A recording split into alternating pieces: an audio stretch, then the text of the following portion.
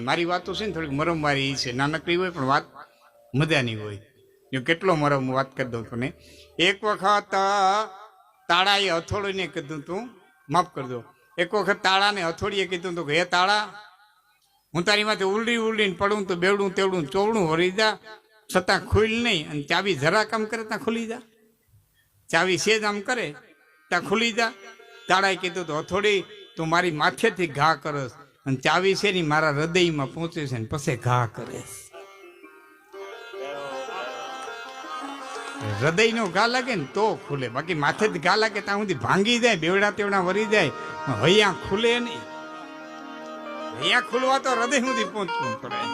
બસ ગુરુનો શબ્દ હોય, સંતવાણીની કડી હોય, રામાયણની ચોપાઈ હોય, ભાગવતનો શ્લોક હોય, ગીતાનો શ્લોક હોય, પણ હૃદય સુધી પહોંચવું જોઈએ. એટલે અમે ઘણી વખત કઈ કોઈ પણ વાત કરો ને તો વાત મરમની હોવી જોઈએ. વાત મરમની, ચડતી પડતી કર્મની. ચડતી પડતી આવે ને એ તો કર્મને આધારે આવે.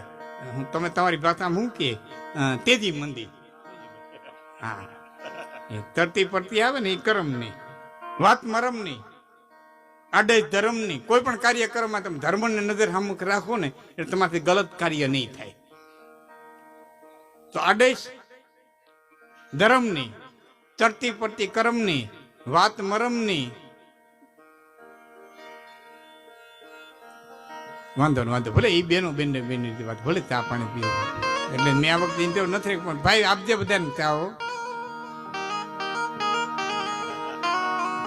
તો વાત મરમની, આડેશ ધર્મની, ચડતી પડતી કર્મની, દુકાનદારી નરમની, અને દલાલી બેશરમની.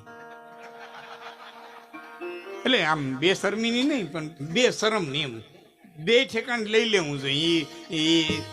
એમાં હરમ રાખે તો ન હાલે. અને મજાની વાત છે કે મસ્જિદે ખાતર ન હોય, દલાલે કોઈ દી દીવારું ન હોય.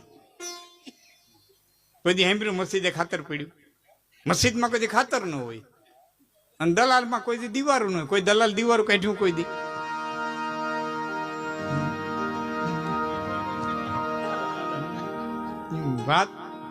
વાત મરમની હોવી જોઈએ. એવો મરમ હોવો જોઈએ.